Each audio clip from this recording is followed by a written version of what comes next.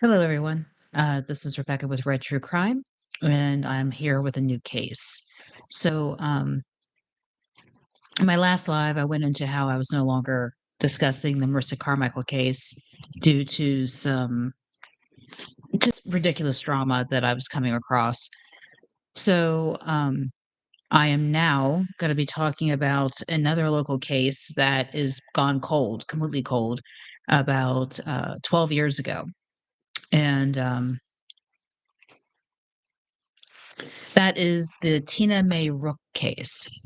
Now, this case came to me during the time when I've been discussing the Marissa Carmichael case. Her niece, Christina Holt, sent me this and asked me to talk about this case a couple months ago. And I apologize, Christina, that I'm just now getting to it.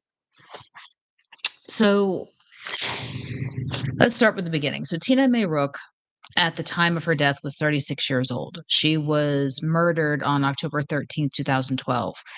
And she was in High Point. Well, she's from High Point, North Carolina, but she was actually closer to Archdale when she died. So,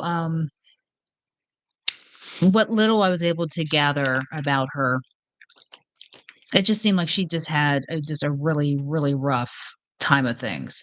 Because everything I looked up online about the case itself just talked about just this little snippet of what was going on. She got into a truck, she was stabbed, she was found in the front yard, she died at the hospital. Not a whole lot was really said about this. Now, you're probably going to wonder, why was she getting into somebody's truck? Well, Tina May lived the life of a prostitute. And before someone else comes down on me for bringing up the misgivings of the victim and victim shaming, I'm not victim shaming. I mean, this literally led to her death. So, and she was stabbed in the middle of the day at 2:50 in the afternoon. That's when she was found. So, how this even happened and nobody saw anything is beyond me. But, like I said, looking over her case from what little I could find, she had a history of prostitution. She had a history of drug dependency. And she didn't even have her own children with her anymore. She had been taken to court twice for child support between, let's see here, 2001 and 2005. She had been taken to court for child support. And, her other things go on like possession, prostitution, loitering for drugs, possession, carrying a concealed weapon, first degree trespass, possession of stolen goods, felony, um, cocaine sales. I mean, the one that got me the most was solicitation, crime against nature. And I had no idea what that even was. I'd never even heard of that. And I looked it up, and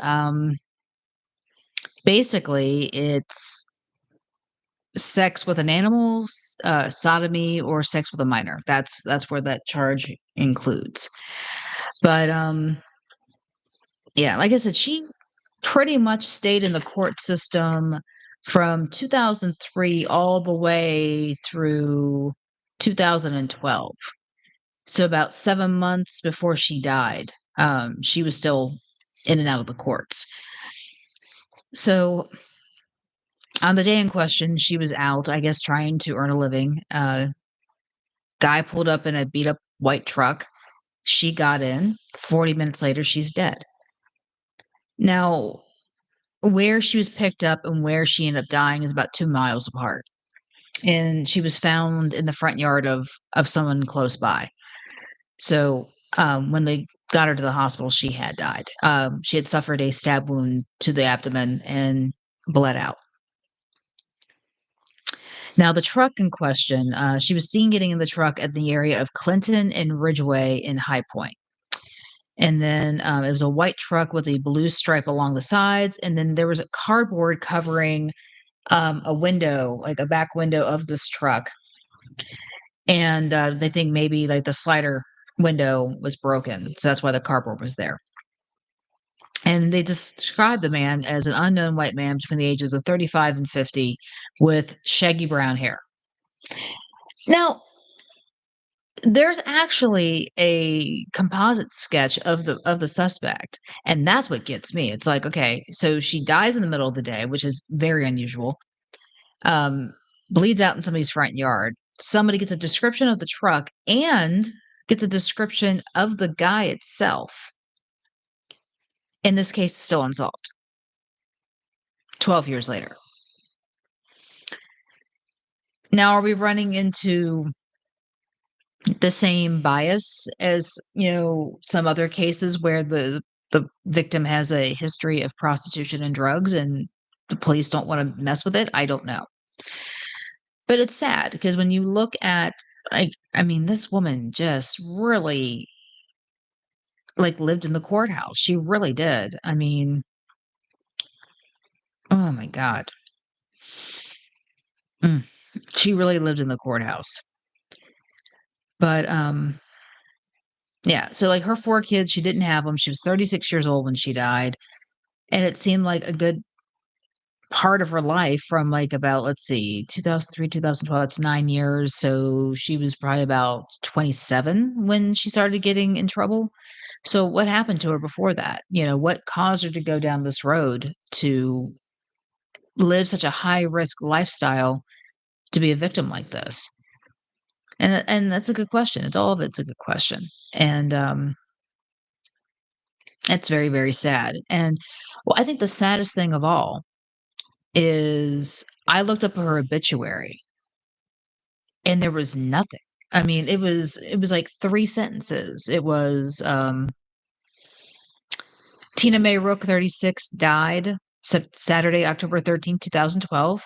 A memorial service will be held 4 p.m. on Saturday, October 27th, 2012 at Cedar Lodge Baptist Church. That's it. That's all there is. And there were some messages, underneath the obituary. One was actually none of them were listed until 2020. So 8 years. In June of 2020, Christina Holt, "I miss you very much, Aunt Tina. You are never forgotten." Nick Richards wrote in June of 2020, "It truly broke my heart when I saw this a couple of years ago. I had no idea you had passed. You were one of the million, Tina, and are missed very much." And then someone named Melissa Williams wrote, "Rest in peace, cuz." So, at least 3 people took the time, even though it took like 8 years to do it, to write, some type of message to her and let them know that they're always thinking about her, which is, great. But why hasn't more been done about this? I mean, this woman had children. I'm sure they wondered what happened to their mother and why everything went the way it did. But I don't know. Like I said, it's sad how the whole thing is just completely like it's been swept under the rug.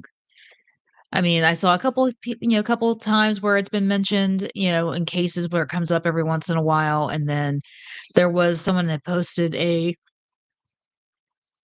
case recap on Facebook a couple years ago, and it really didn't say much. It's just that she was murdered, and they never did find out who did it. So, once I am done with this video, I will upload a copy of the suspect, drawing that someone put out there, and maybe somebody will see something, and maybe somebody will say something. I don't know. One can hope. Because just like anybody else that's in that industry that she was in, no one deserves to be left dead on the side of the road. It just no one deserves that. And, I mean, she lived. I mean, she got out of that truck, stumbled, and walked a ways before she collapsed in that front yard. She tried to get help for herself. And that's a fighter right there. That's somebody who doesn't go down easy. So, does anybody have any questions or anything before I get off of here? Or because there's really not a whole lot more to this case other than, She was a prostitute, she had kids, and unfortunately, she was killed, and nobody knows who did it. I mean, like I said, somebody has an idea because there is a mugshot, but outside of that, there's nothing else. So I'll just wait here a moment, see if anybody wants to say anything.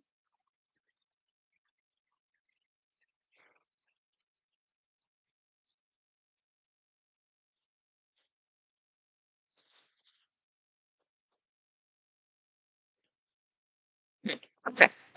Well, since no one has commented, I am gonna go ahead and end this live broadcast. I know it's all of, like, 10 minutes and not a whole lot to it. Um, I did hear, on a side note with Marissa Carmichael, they are doing trying to get some groups together to do a search in Trinity for her.